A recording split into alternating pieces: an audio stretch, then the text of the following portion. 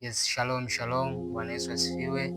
Play the Lord na kusalimia katika jina la Yesu Kristo.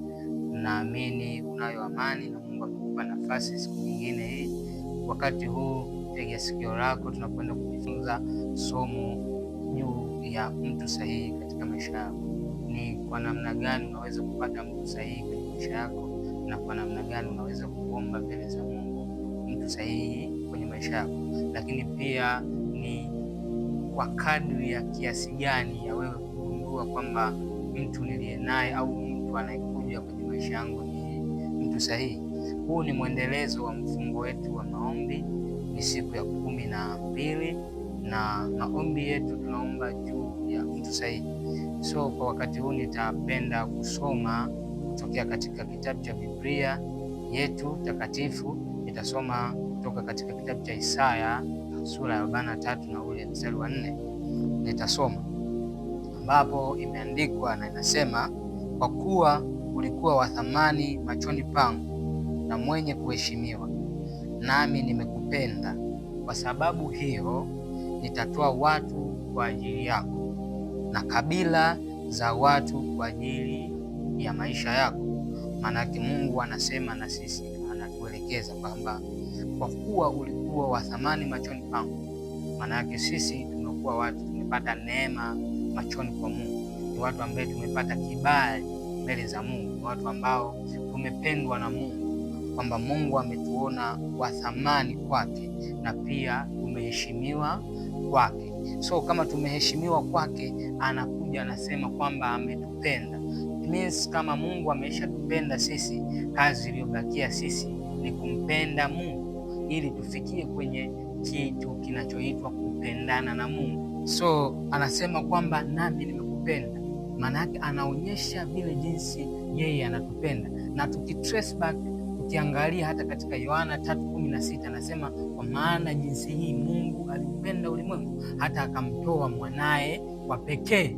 Maana yake tunaona kwamba jinsi gani Mungu alivyotupenda. So na sisi tunatakiwa tuingie kwenye level ya kupendana na Mungu. Na unapopendana na Mungu, maana yake kunakuwa na urahisi wa kupata vile vitu sahihi ambavyo wewe unavihitaji.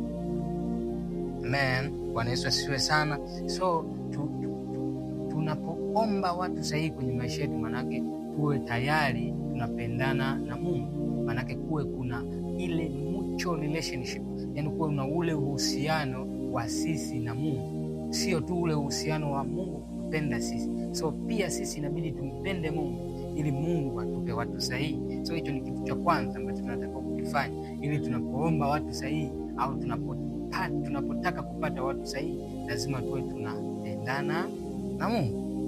Lakini anaendelea anasema, kwa sababu hiyo nitatoa watu kwa ajili yako. Maana yake tayari tukishaingia kwenye level ya kupendana na Mungu, ndipo Mungu anatoa watu kwa ajili yetu. Maana yake hawa watu ndio watakuwa watu sahihi. Na anasema kwamba na kabila za watu kwa ajili ya maisha yako. Maana yake kwa ajili ya maisha yako, kwa ajili ya masomo yako, kwa ajili ya kazi zako, kwa ajili ya familia yako, kwa ajili pia ya malengo yako. Yako malengo unayo moyoni, yako malengo ambayo Mungu amesema na wewe, yako malengo ambayo yako maono pia ambayo umeyabeba, lakini yanahitaji watu. So hawa watu watatoka wapi? Manake kutoka katika kabila za watu Mungu atakuingia watu kwa ajili yako. So kwa hichi tulichokishare kwamba nimekupa namna moja ambayo inakusababisha wewe ili uweze kupokea watu wako sahihi. Namna moja kwa sababu tutaendelea kujifunza kwa wakati mwingine, lakini kwa leo natamani kujifunza hicho kitu cha kwamba wewe unatakiwa upendane na Mungu ili akupe watu sahihi. So ukishapata wale watu sahihi, pia tutakuja kujifunza baadaye kwamba utajua kiasi gani kwamba huyu mtu anayekuja kwenye maisha yangu ni mtu sahihi.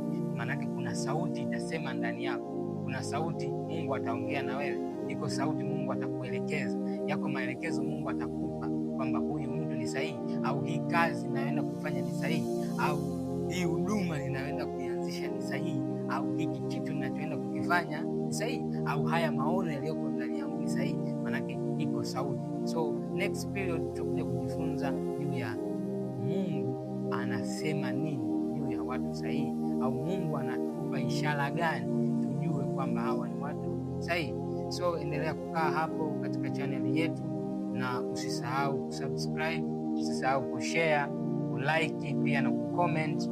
Utakapofanya hivyo ni support kubwa katika huduma yetu. Sisi ni Free Generation Choir na ninayeongea hapa mbele ninaitwa Amos, unaweza kaniita permanent secretary, ni katibu wa kwaya, na Mungu awabariki sana, nawapenda sana.